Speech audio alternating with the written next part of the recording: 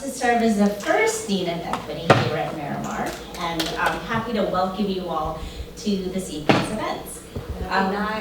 Oh yes, proud Filipino. Yay! As we start all of our events here on campus, we like to honor the land that we occupy. At San Diego Miramar College, a land acknowledgement is one step toward equity for our Native identified students. Our larger goal is to develop effective and equitable pathways for Native students, increase success, and really create a welcoming environment on campus that cares for the whole student. So with that, I'll read our land acknowledgement. We recognize that San Diego Miramar College sits on the ancestral homeland of the Kumeyaay people, who have lived in this area for well over 10,000 years. And we honor their past, present, and future connection to this land, and its inherent connection to their identity. We acknowledge our occupation of unceded Kumeyaay land and the violent systemic injustices this has continuously perpetuated for Native peoples of this region. We pay respect to the indigenous people of San Diego County, past, present, and future, and honor their continuing presence in their homeland and their spiritual beliefs that land does not belong to people, people belong to land. We also acknowledge that this is merely the beginning, and there is far more work to be done in an attempt to heal all of the injustices and inequities that still exist today and throughout their entire historical diaspora. We will actively work toward how we will move forward together. So, I'm going to give a little overview of what to expect for this evening. We are so pleased to have Dr. Kevin Nadal here for Filipino American History Month.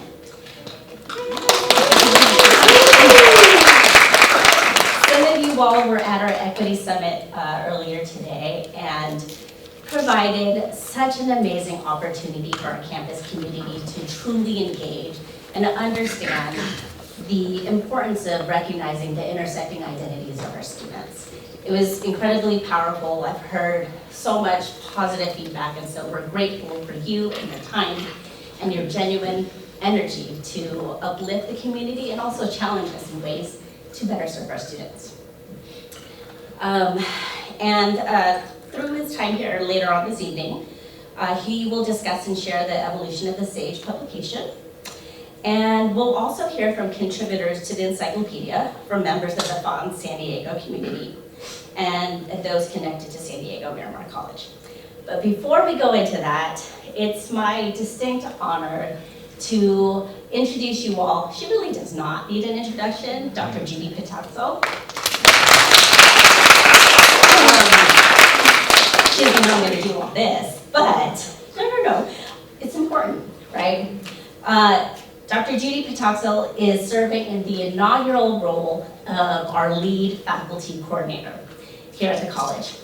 Lead, you can see here, leading for equity, anti-racism, and diversity. She has worked for decades on equity work here at campus, within the community, the national level, and it really is a privilege to be able to bring her up and introduce Dr. Nadal for the rest of the evening. I've had the honor of getting into a lot of good trouble with her. Much of what we've done here at Miramar to support our Filipino American community is due in large part to her. From Filipino American Studies, Filipino Studies, Tagalog courses, Filipino American Student Association, we have our students here, and then our new learning community, which is available to all of our students who identify as Asian American. But the Pearl Learning Community, everything that she's doing, she's bringing students to Delano later on this month, really is due in large part to her. So we have a gem, a pearl amongst us, and here's Judy.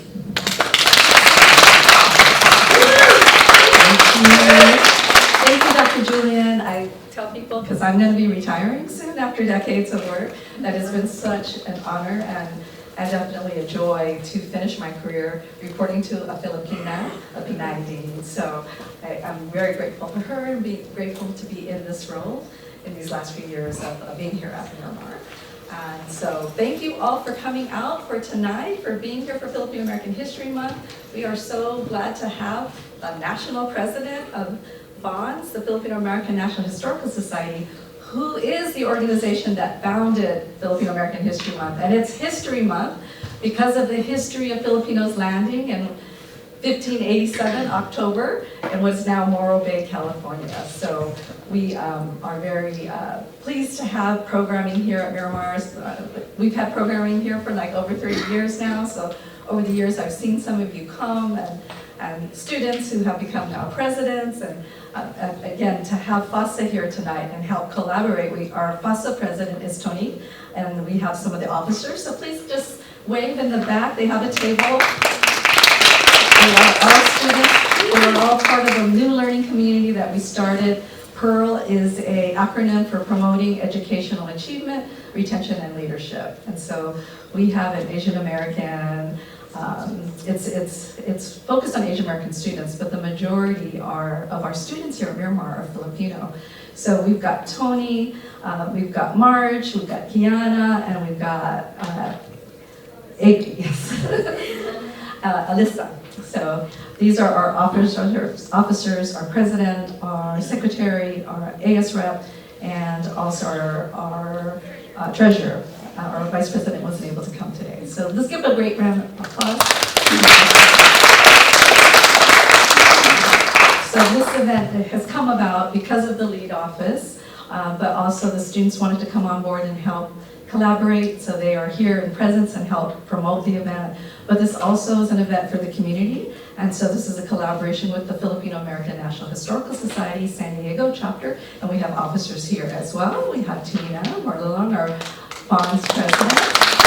We have RJ Duco, who is our social media coordinator.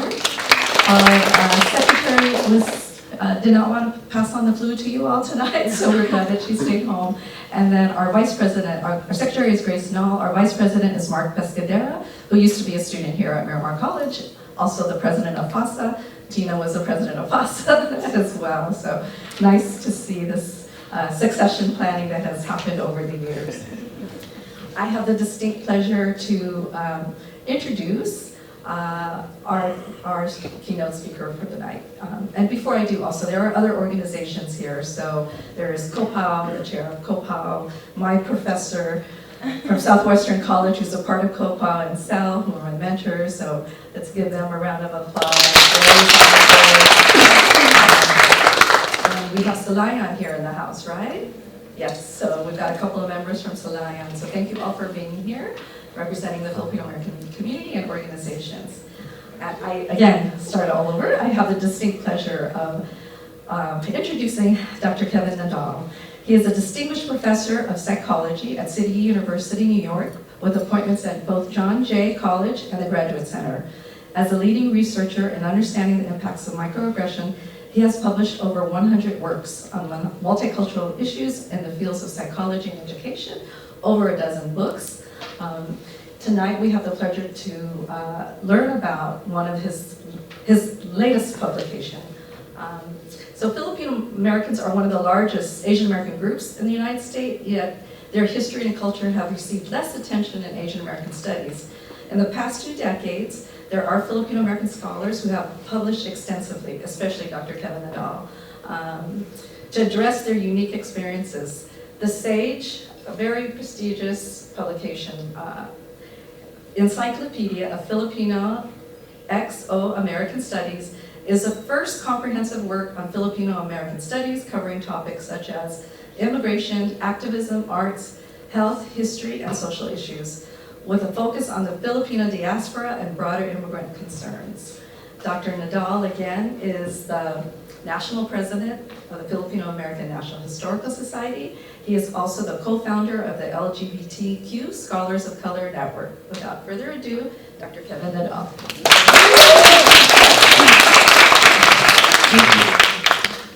Thank you, Judy. Thank you all for being here today. And first of all, happy Filipino American History Month.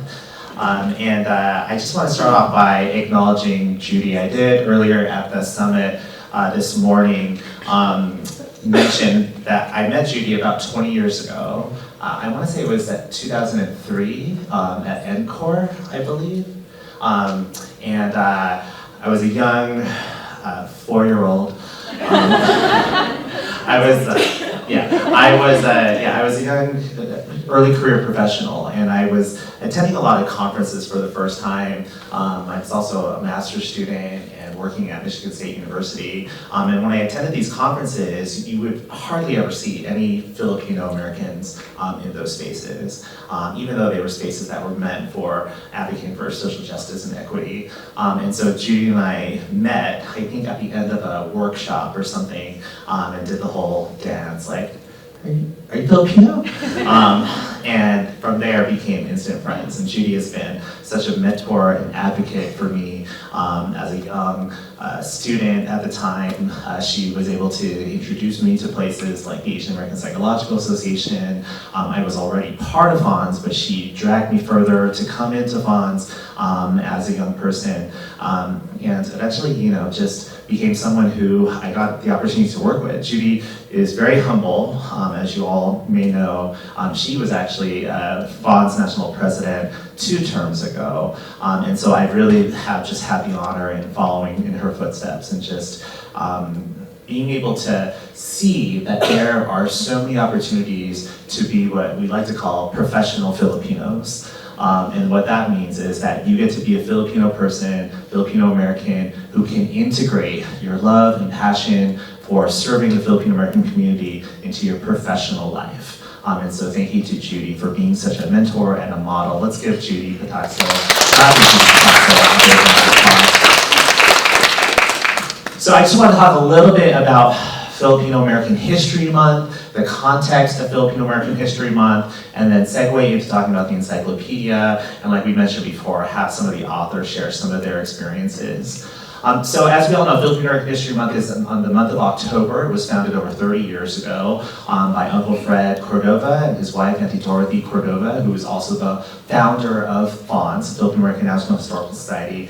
And the reason for celebrating Filipino American History Month was because Uncle Fred wanted an opportunity for us to have a month-long celebration to acknowledge the contributions of Filipino Americans to American history. Throughout this time, Uncle Fred and Auntie Dorothy had noticed how much Filipino Americans were left out of the narrative. And not just from the general American history narrative, but also within the field of Asian American studies. In fact, in 1983, Uncle Fred wrote a book called Forgotten Asians, and he focused on the ways that Filipinos have been left out of history in general, and again, even in the storytelling of Asian American history. And that's a theme that's come up a lot, this idea of Filipinos being forgotten. And there are a lot of groups that are forgotten, and no group should ever be forgotten or marginalized or just left out of narratives altogether. But for Filipinos, it's actually quite odd and even illogical that we have been forgotten for a lot of reasons. One, Filipinos are descendants of the Philippines. The Philippines was a colony of the United States for almost 50 years. And as a colony of the United States, there's so much American history that has been embedded into the Philippines, and as well as Philippine history that's been embedded into American history. Yet, it's not talked about. It's something that is not written about in US history books. If it is, it's maybe just one paragraph. It's something that isn't necessarily taught, despite the fact that there are many Filipino Americans in classrooms. I went to high school where I had a population of about 40 to 50% Filipino Americans. I didn't learn about any of this. So even though I had folks in my classroom who generally looked like me, and I had one teacher who was Filipina, who coincidentally taught world history, I never learned about Filipino American history in the classroom.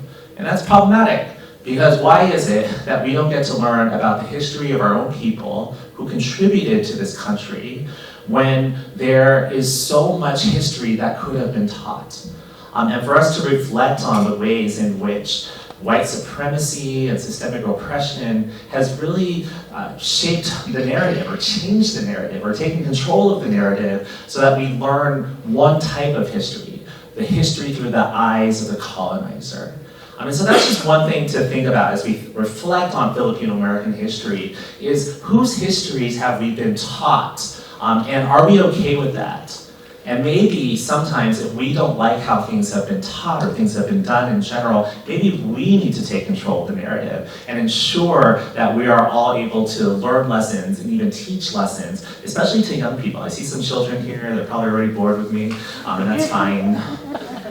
Later on you'll have a picture and you'll say, oh, I saw him once. You'll post it on your social media with your eyeball, you know. That'll be 2020 or 2052. It's fine. But children have a right to learn about their history, and maybe now we have the opportunity to teach it to them. So Filipino American History Month is a very political month. It's us taking control of the narrative. It's us making sure that our histories are told and no longer forgotten.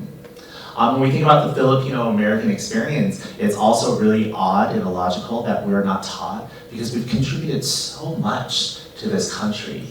You know, many people may not know about the Delano Manongs or just the farm workers in general or the laborers who contributed to not just fighting for their own rights, but that the results of the movement, especially with the United Farm Workers Delano Grape Strike of 1965 through 1970, that actually helped to change labor laws here in this country, labor laws that we all benefit from today.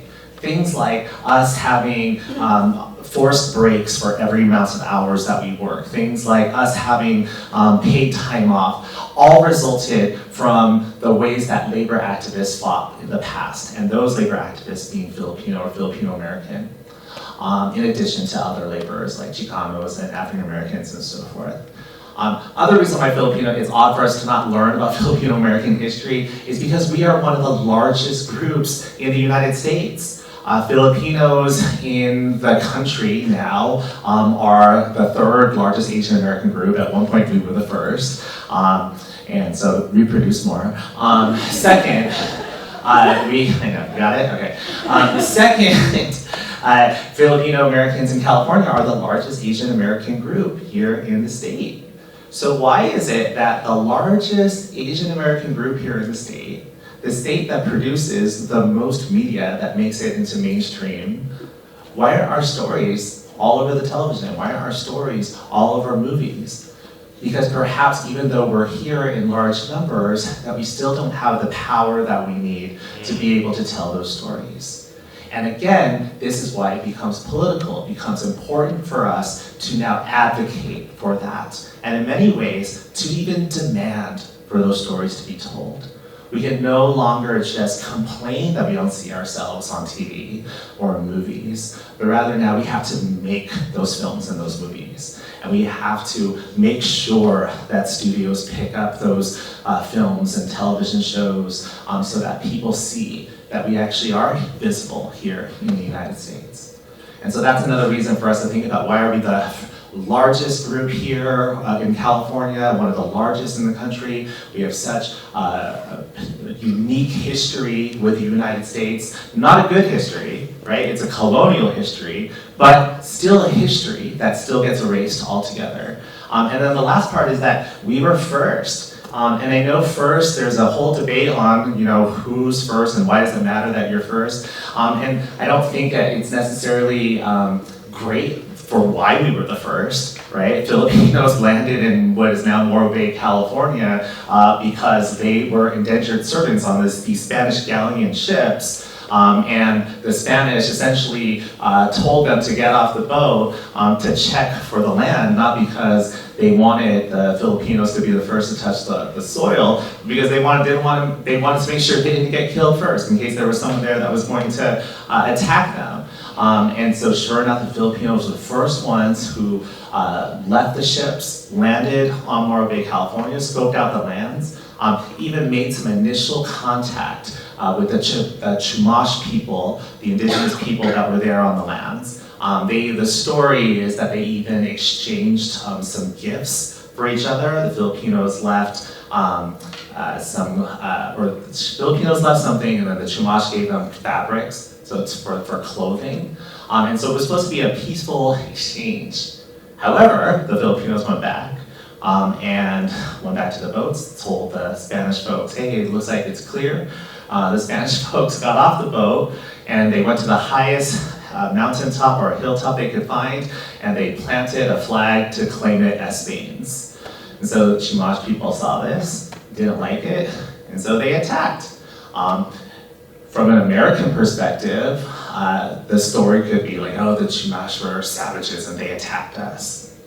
But from the indigenous perspective, the narrative is these folks trying to take our land. Of course they would try to protect their land and their people, and that's why they attacked. And so this is why, again, why it's so important to not just know what the history is, but to always critically analyze whose narrative is being told. And so even for us as Fawns to celebrate or commemorate Filipino American history, it's really necessary for us to acknowledge what actually happened and for us to think about the different perspectives involved. And this is why for me, even I made the error of saying celebrating Filipino American history, because sometimes we don't celebrate Filipino American history. There's a lot that we can celebrate, but sometimes we just need to commemorate it. And by commemorating it, we're acknowledging some of the struggles, some of the pain, the traumas, the violence, the oppressions. We're recognizing some of the things that our ancestors had to endure. And we're teaching it to others, and especially to future generations, so that they know that we have to do even more to ensure that things like this don't happen again. And so this is what Filipino American History Month is all about. So the month has a theme that we typically have every year, and we started, I believe, 10 years ago, having a theme for what the month would focus on. This year's theme, as identified by Fawns, is struggle, resistance, solidarity, and resilience. And the reason why this was chosen was for a few reasons. Number one, it's the 100-year anniversary of the Hawaii sugar strikes and the Hanapepe massacre. Can I see a show of hands? How many people here have heard of the Hanapepe massacre before? All right, great. So that could be that you learned it from various sources. It also could mean that you learned from our social media posts, which I'm like, yeah, we did good. But what it was an event that happened 100 years ago in September of 1924, in which there were Filipino laborers in Hawaii who were on strike. It was their second attempt at a strike to organize all the other laborers just to have more equitable wages and to have more wages essentially, but even fairer treatment while working in the sugarcane plantations of Hawaii. There was a strike in 1920 that took place only on Oahu, but the Hawaii strikes of 1924 were that there were laborers from different islands, Oahu, Big Island, Kauai, and Maui, and that they got together to say, hey, we're gonna strike on every island so that we can get these wages that we deserve. So what ended up happening was that during the strike, there was a violent altercation between the deputy sheriffs in Kauai in a land or a town called Hanapepe, and it ended up resulting in a shoot-off in which 16 Filipino laborers were killed and 4 police officers, 3 of them that were deputy officers, were also killed. The way that this was spoken about in the media was that the angry mobs of Filipinos attacked the sheriffs, and now the sheriffs died. In fact, the sheriffs were buried with honors, and the 16 Filipinos were unnamed and buried in a ditch.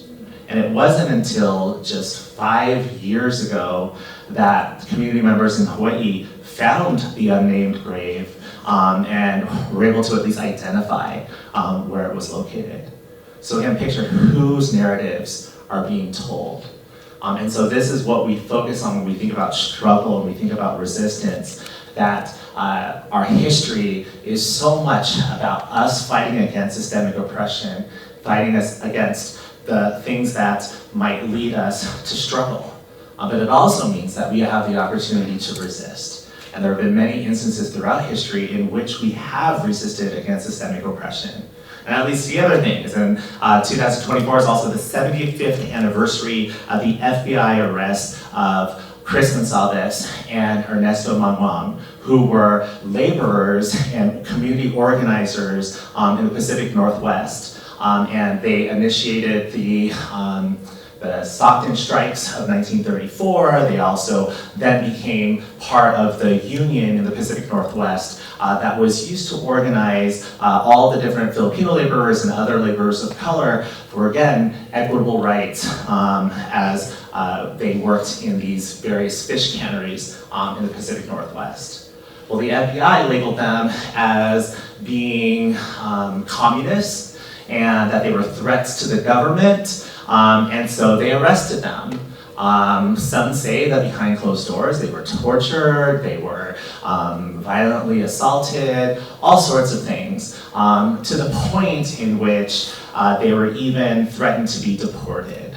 So Ernesto Manuang, when he was threatened to be deported, he actually ended up suing the government. And that ended up making it all the way to the Supreme Court as one of the first, if not the first, Supreme Court case that involved a Filipino. Have people heard of this case? Raise your hand.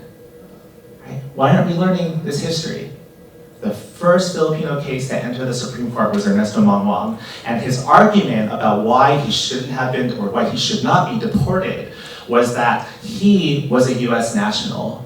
He was born in the Philippines, but migrated to the United States when the Philippines was still a colony of the United States. And therefore, he could not be deported, because if the Philippines was still a colony of the United States, then they would not have the right to revoke his citizenship or his ability to stay in this country. He actually won that case. And so because of that case, no Filipinos who were born during that time period could be deported because of the clause that the Philippines was a territory of the United States at the time that they were born. Huge history. I know history can be boring, but I also know that history can be fascinating. And that's something that we don't learn about. So why aren't we talking about that? So this is an example of the resistance. Right. Solidarity was chosen as part of the theme because it's the 50th anniversary of the creation or the building of Agbayani Village in Delano, California. Agbayani Village was part of what was the result of the Great Delano Strikes of 1965 to 1970. And it was a retirement village for the older Filipino farm workers to be able to have a place to live when they needed to retire. If people don't know much about the Delano Grape Strikes, I encourage you to watch this great documentary, Delano Manongs. I also encourage you to read the book, Encyclopedia of Filipino American Studies, but also just to look at so many of the different media resources that we have now that we didn't have back then. In fact, I forgot to mention, there is this great musical that came out this past year called Larry the Musical. Hey, you all saw it? And it was the story of Larry Leong and the Filipino farm workers who fought for their rights. And one of the things that they wanted, that Larry Leong and the other labor leaders wanted, was in addition to fair wages, in addition to making sure that there were no longer toxins used in the fields, in addition to making sure they had better working conditions in general, that these laborers who were retiring, many who had worked on the fields for the entirety of their adult lives, could have a place to stay. And so the Agbayani Village was constructed 50 years ago. And in fact, if you're able or interested, on October 20th or 19th, there is a a celebration that's happening in Delano. Judy's taking her students there, and Herb is part of that as well. But this is an example of solidarity. When we talk about solidarity, we're thinking about the ways in which Filipino Americans have been in solidarity with each other and organized communities to fight for these causes, these social justice causes, but also the ways in which Filipinos have worked in solidarity with other groups. If you look at the history of Filipino Americans here in this country, you'll see that there have been many, many instances of Filipino Americans working alongside Latinos, Chicanos, the United Farm Workers Movement being an example of that. Filipino Americans working alongside Black Americans. For example, during the ethnic studies, the fight for ethnic studies that first started at San Francisco State and then moved on to other colleges and universities were started by Filipino Americans, African Americans, Chicano Latinos, and other Asian Americans. But Filipino Americans were really at the heart of that and worked alongside all of those groups. Filipino Americans also worked alongside Black Americans in things like the fight for the I Hotel, the International Hotel, in which Filipino and Chinese elders were being kicked out of this hotel in San Francisco, and the Black Panthers actually joined solidarity with the Filipino and other Asian American activists. So there's a rich history of solidarity that we even see today. That there are many Filipino Americans who are at the forefront of the women's rights movement, at the fight for Black lives, and fighting with the indigenous people for Mauna Kea in Hawaii, and so many other instances, including solidarity in the Free Palestine movement. And so we see that it's something that is integrated into our histories because we have been colonized and we know what it's like to be oppressed. We want to make sure that others don't have those similar experiences. And so that's the third part of our theme, is solidarity. And the last piece is just resilience, is recognizing that our community has so many instances of overcoming tragedy, overcoming struggle, and still finding ways to be resilient. And one way that we demonstrate this is the 50th anniversary of the election of Thelma Bohol, who is the first Filipino American woman to be elected to state legislature in Alaska. And so 50 years ago, that was what happened. So with all this being said, I'm also watching the time, and I think this is the correct time. That's correct, okay. So with all this being said, I want to talk about the Sage Encyclopedia of Filipino American Studies. So as we reflect on the ways that Filipino Americans have been often left out of the narrative, the ways that Filipino Americans have been forgotten, the ways that Filipino Americans have been overlooked or written about incorrectly, we come to how this book came to place. I had the fortune of having a career in which I've eventually been able to do a lot of things I never would have thought was possible. When I first wrote my first book, Filipino American Psychology, I was told by many initial publishers that it was too niche, that there wasn't a market for Filipino Americans specifically. Could you write about something more general? No thank you, not for us. A lot of very negative and or just discouraging messages. But I persisted. I was resistant. I said, well, I'll go to the next publisher. And eventually, I was able to find a publisher that did want to publish my book.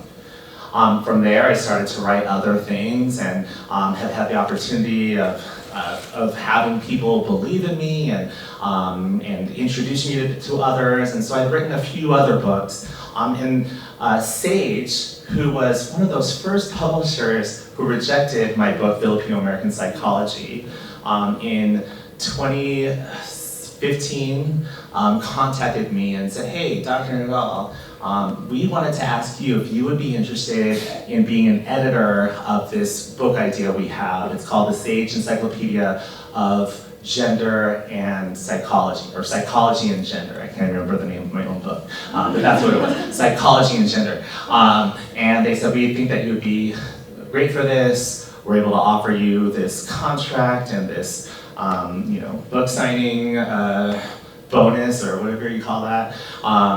And I said, oh, me? The one who you had rejected?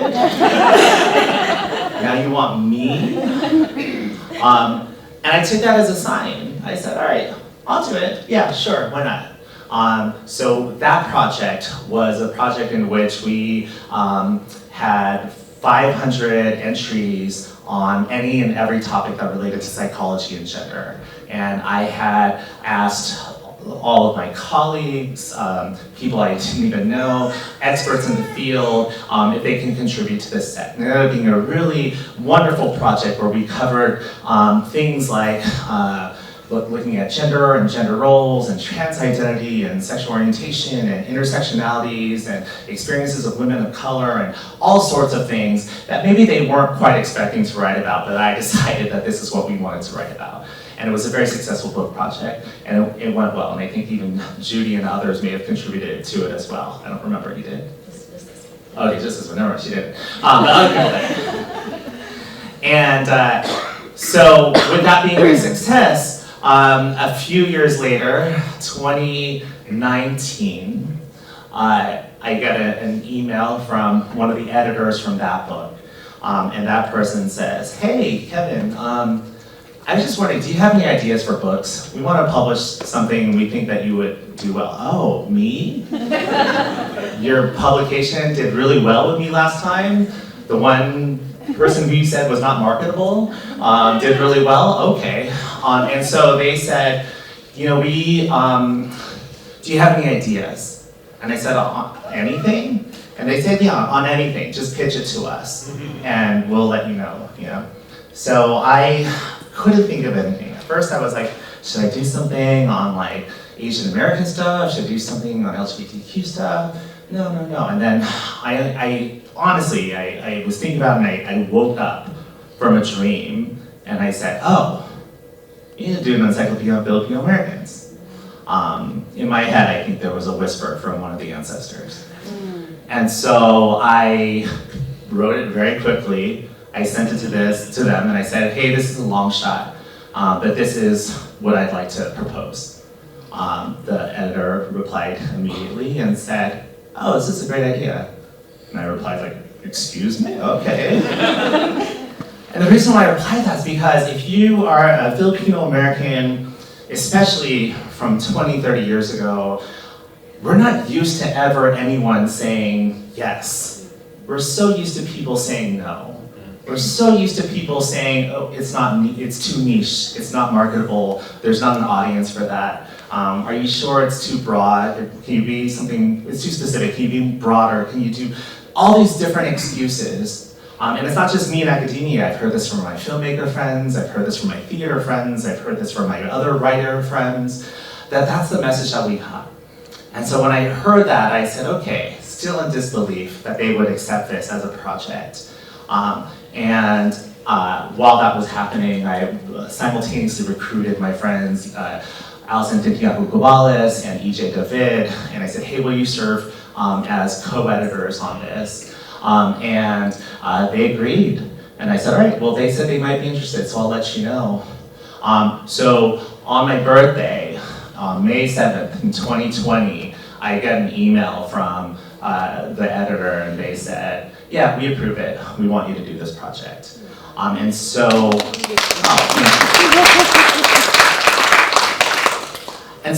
for me, it really felt like it was something that was meant to be. It really felt like it was the ancestors doing a lot of work to ensure that our voices would be told. Our stories would be told, our voices would be heard. For me, it all just worked out the way it was supposed to. I had to be rejected by Sage in order for me to work harder to get my book to be published, in order for me to work harder to ensure that I built a market for not just my work, but for other people's work as well. So that when we finally pitched it, that they said, oh, you're right. we can publish this. This can be something that's very marketable. And then it all started to come together. We started to brainstorm all the different ideas of what we wanted to cover in an encyclopedia about Filipino Americans. So there's a section on history, a section on psychology, a section on arts and humanities, a section on social issues, a section on regions. All these different things that make us who we are as Filipino Americans here in the United States and across the diaspora. And we started to write out what are the specific things that we want to include in this, and specific events and concepts and parts of our community experience that we know are true and that we know are collective and felt by so many, but just have never been written about in an academic way. I know for me, when I first started writing, if I wanted to write about a concept like crab mentality, for example, something that most people who are Filipino will know exactly what I'm talking about, but then I go to look that up in the literature, it didn't exist. And so I became the one who had to write about it in my first Filipino American psychology book. And I wanted to make sure that that was something that would be done everywhere. For example, I talked about the Hanapepe massacre earlier. That had not been written about, at least not much, in academic literature, and now it's in the encyclopedia. We wanted to write about things like Filipino Americans and gender role norms. Wanted to name historical figures who we knew were big in the community. We put them in the book. And these all made up the collective experiences of Filipino Americans. I always say the encyclopedia is pretty comprehensive, but it's always going to be incomplete, because there's always going to be something more that we learn about, something more that could be added. I hope there are many editions of this encyclopedia. I also hope that there are other types of works that emerge whenever anyone feels like something is missing, that we all empower ourselves to ensure that those missing pieces then get added to the puzzle, because that's what we need to do. And like I mentioned before, history is political. When we don't see ourselves, we have to advocate for it. When we don't see ourselves, we have to make sure that we are able to write our stories. We can no longer rely on others to tell us our stories, because as Dr. Dom Boholan says, that when people write about our stories, they sometimes either get it wrong or they leave us out altogether. And so this is why it's important for us to write our own stories. With that, I want to invite 4 contributors of the Sage Encyclopedia, Philippine Mexican-American Studies, if you would be kind enough to come up here and just to share a little bit about what it was you wrote about, what that process was like. You don't have to go into too much detail. Some folks are like, I wrote that 4 years ago. And you did. So just name what you wrote, what the process was like. And then this will give just even a little snippet of what is included in here. So may I please have Herb and Judy and Bernard and Tina to come to the stage, and let's give them all a round of applause.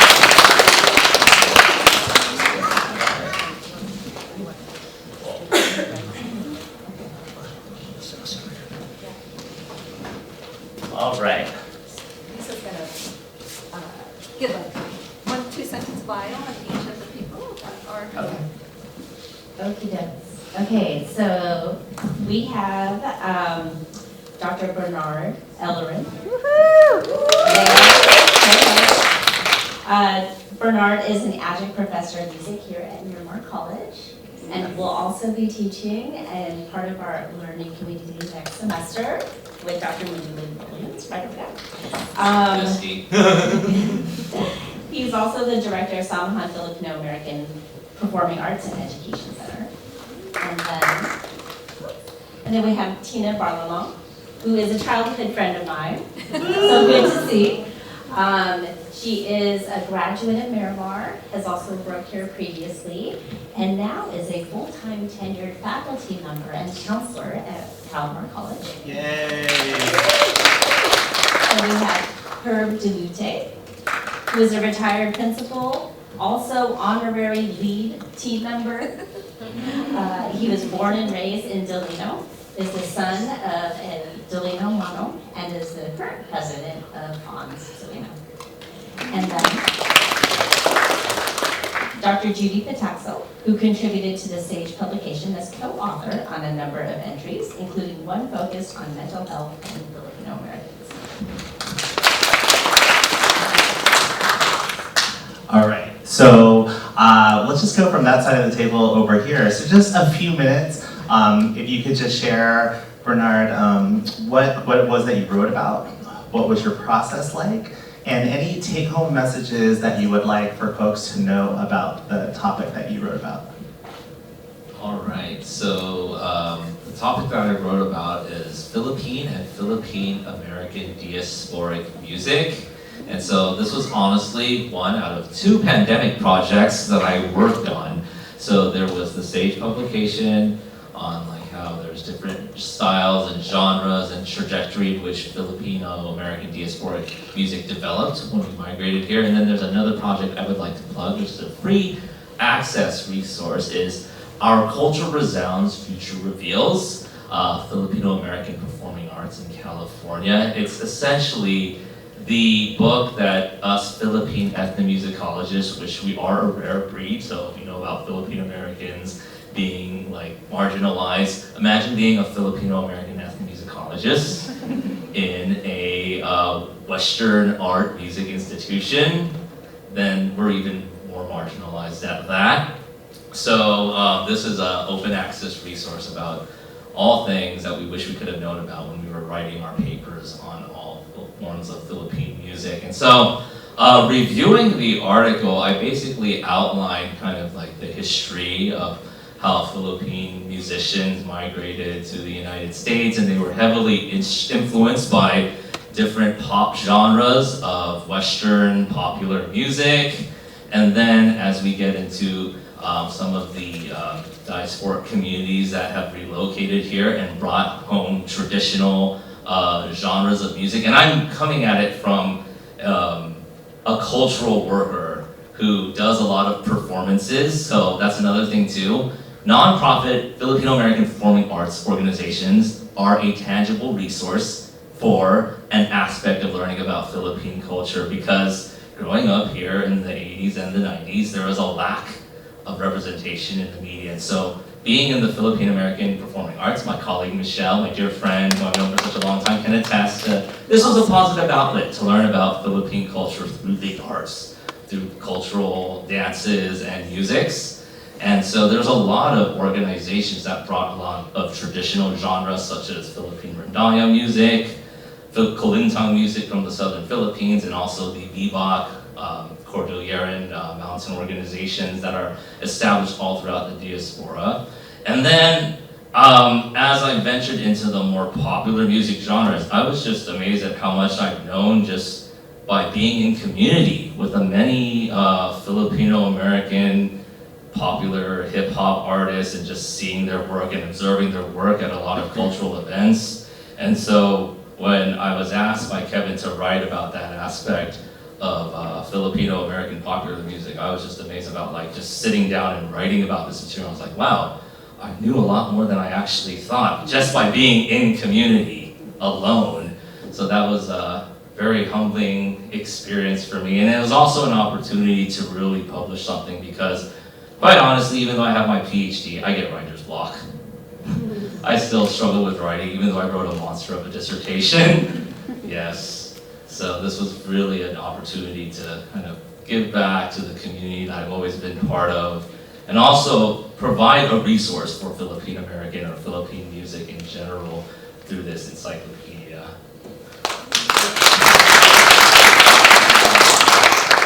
Goodness, can you hear me? How do I top that? So, what my process was, or what I wrote about, I actually contributed a piece. Judy actually contributed with me. She helped me, as she has throughout my entire life, it seems. In terms of how I got here, the people at this table actually have really contributed to my own development as a Filipino American knowing my history, being proud of my culture, and the importance of sharing that, sharing our stories. So my contribution to this encyclopedia was Filipinos in San Diego. Yeah. So I got to tell the story and be part of the story of Filipinos in San Diego and how we came to be from the Navy, right? US Navy, that's my story as well. My dad was in the Navy, and how we have the one person, the uncle that was responsible for petitioning all of the family members and really raising up your family. I see your heads nodding, yes. And the importance of, what strikes me in terms of fonts is 2006, I think it was, right? Was my first Fonts conference that I went to in St. Louis, Missouri. 2004, I'm so sorry, 2004, and I can tell you that this person at the end of the table, I would have never known that, it was my first time going, I was alone, but in terms of we were all sitting in the back of a truck in St. Louis trying to find a place to eat barbecue, right? And it's just interesting how the stories and the relationships and the importance of that is kind of a culmination in these encyclopedias in terms of, Dr. Nadal calling his friends, basically, and saying, hey, we're going to contribute, we're going to tell our story, this is our opportunity, and I get to tell the story of Filipinos in San Diego, and to speak about the organizations that really, the community organizations that have built, the history and how the stories and culture and the traditions that we celebrate, that we still continue to celebrate from generation to generation, how we still continue to do that. And one of the things, just so you know, we're in Mira Mesa, also known as Manila Mesa, and by way of moving, I also went to Penasquitos, also known as Rancho Pinoyesquitos, and I get to put that in a book. So that was really cool. And my experience, when I bring back to 2004, my experience of having met an organization, a youth organization centered out of San Diego called PIO, the Filipino American Youth Organization. I find out that there's this student youth organization that's based out of South Bay. I never knew about it. But they are a group of students that are fighting for a Filipino language, right? These are a group of students that were in the middle of, working with Grenada, of putting this certification together so that we didn't lose our language in our classrooms.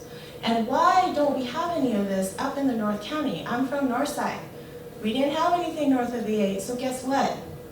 CAMP was created. If you don't know what CAMP is, CAMP stands for Kuya Ate Mentorship Program. And I was part of an organization, actually a co-founder of CAMP, to develop a program to build up and rise up mentors. We went into the high schools, we went to high school conferences, we recruited other high school students, call it a service learning project, but what happened was we created a plan. We got with PEP, right? I learned from Dr. Allison Titiago Cabales, a lot of other college students. We were college students back then. We created a mentorship program in northern San Diego to be able to create lesson plans, to work with our high schools and our middle schools, going into their language classes to teach our Filipino American students in high schools about the culture and the history and the importance of that. And we as mentors in the community did that. And so I don't know that that was in my particular part of the chapter, but I know that Mark Pescadero, who's not here today, who's also the vice president of Fonts, probably wrote about that. And so it's just such a great round circle in terms of to be able to be in this opportunity to share that. That was me.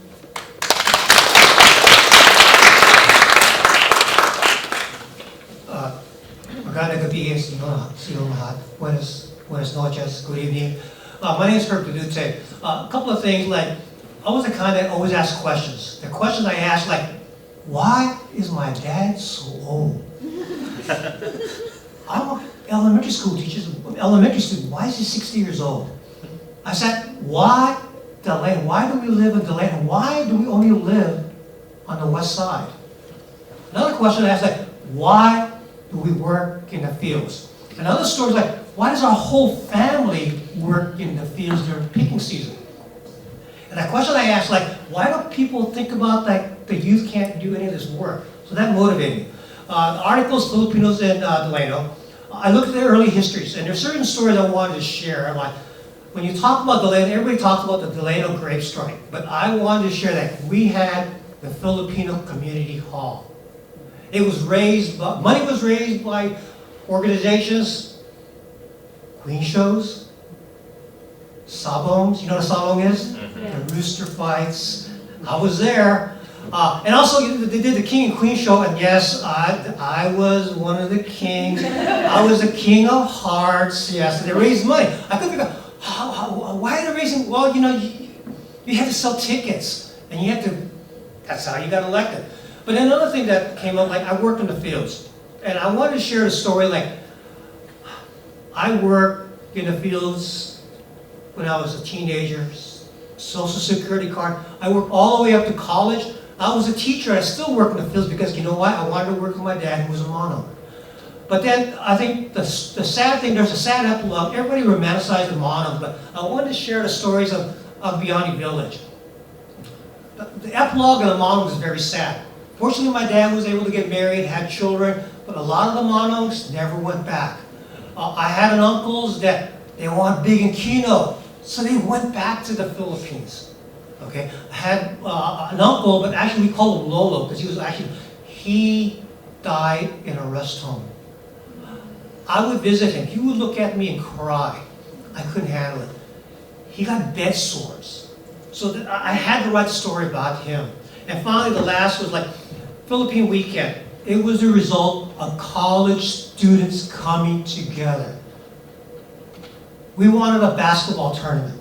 We wanted a barrio fiesta. We wanted a parade. We said, we're going to name this bridge Dr. Jose Rizal Bridge because we're going from the west side to the east side, symbolically showing that we crossed the bridge and that's why we're here. Okay? We wanted to make sure that, another thing, like, I think one thing that Kevin said, like, I don't say this a lot, but I just need to say, it's tough being the first. I was the first Filipino valedictorian in Delano. The reason I say that, because we don't have just the first, we have a series of valedictorians in Delano. And now we have 3 high schools, and that's what I'm proud of. And finally, the research was a real result of, we did tours in Delano. I interviewed Roger Gadiano, and we put the tours together. I had a direct manuscript from the president of the Filipino Community Hall, how the Filipino Community Hall was built. So I included that. And finally, I was there when we did Philippine Weekend, so it was important to include that story. So closing is that I wanted all these stories to be included, and also I wanted to answer these questions that I've had for such a long time. And that's why a lot of you may have your own questions. Why, and you're gonna you need to research it yourself. And you know what? A lot of you are part of that story. Write it, share it, and you know, it's a hard process, but I agree with it. It was worth the time and effort. So thank you.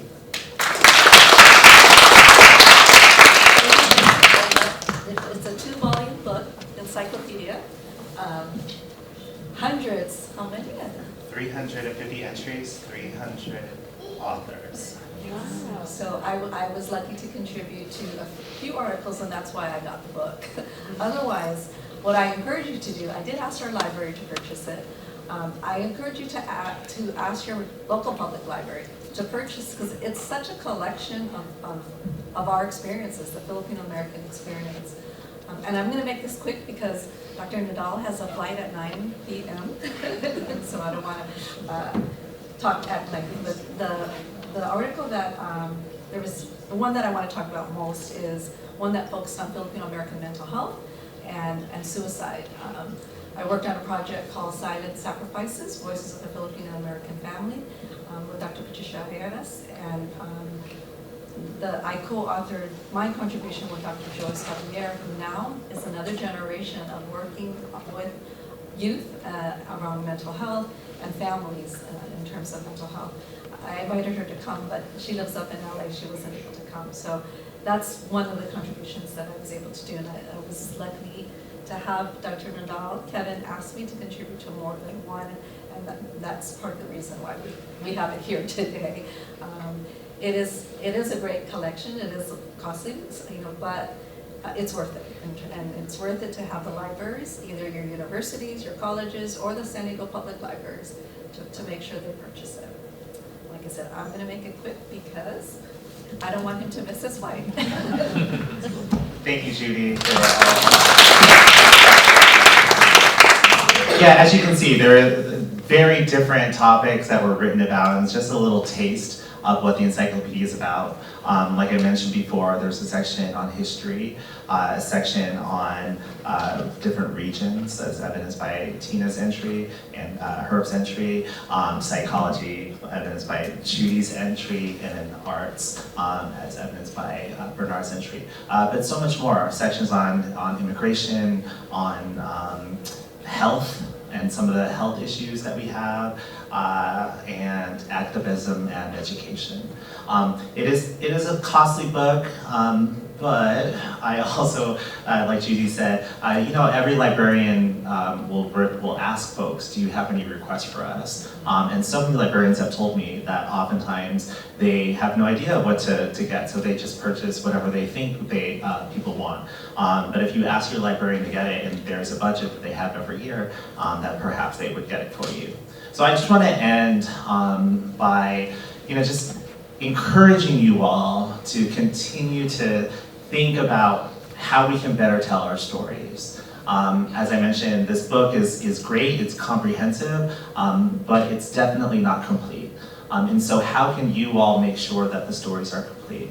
Uncle Fred Cordova, the founding president of FONS, used to say something to the effect of, not everyone needs to be a hero, not everyone needs to be famous, but every Filipino American has an important story that needs to be told. And so I hope that every single person in this room thinks about how they can do that. Part of it might be telling the story of your ancestors. And so if you have any of your elders who are still alive, just sit down with them, grab your telephone, cell phone, which should have a recording feature, and just ask them questions. You'll treasure it, I promise you. You'll be so glad that you have their oral histories in their own words and hearing their voices. It might be writing your own story, thinking about the life that you've had and all the different experiences that you have encountered and endured throughout your entire life. And it's so important for us to tell our stories because you get to define that. Would you rather have someone presume what your story was, or would you rather be able to be the one to share that yourself? And so with that, I want to just plug one other thing. We are having a FONS National Zoom panel on Sunday, and the theme is Struggle and Resistance, and we're focusing on the Hanapepe Massacre of 1924, and we're also focusing on the 25th death anniversary of Joseph Ileto.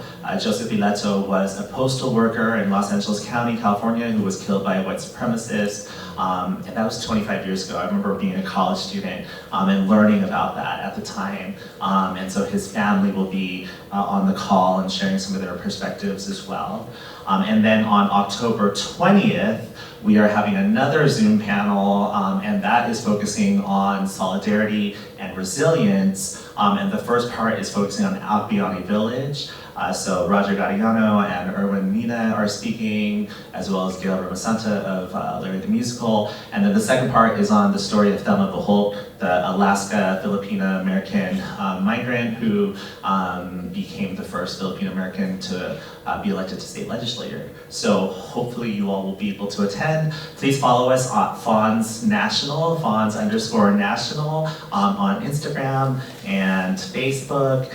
And you have one more thing to plug? No, I want to. Okay. I want the Unity to come. Yes! One more thing to plug first, though. Speaking of Agbayani Village, the Council of Filipino American Organizations, which Joe Mazares is chair-president, the Filipino American National Historical Society San Diego and Palomar College is going to have an inaugural Larry Itliang brunch on October 27th at the Palomar College Rancho Bernardo Educational Center. So please save the date. This is history, like, I have LK breakfast in the community. There's Cesar Chavez. We're going to have Larry Itliang breakfast brunch. So, We're going to end with the unity clap. Are folks familiar with the unity clap? Want to share the history? Yeah, let me share the history. This is one of my favorites growing up, because I was there with this great strike, and I saw this happen quite often. Let me explain the background. The unity clap. The unity clap originated from the United Farm Workers Movement. It was considered of mostly Filipino and Latino farm workers. Due to the language barriers, because many spoke little English and only spoke their native tongue. Many Ilocanos, Visayan, Tagalog also. They needed a common way of communicating with each other. At the end of each day, the farmers would start a unity clap. They would start off on a slow, like a heartbeat, then increase in speed. The unity clap, common heartbeat, symbolizes solidarity with their similar struggles and experiences. In unison, all would say, "Isang bagsak," which in Tagalog means one down. So we do the clap slowly, and as you end, we stop and we make. We'll say isang bagsak. Wait, look at it. Okay. Ready? Everybody stand up. Stand up. Ready? So start slow.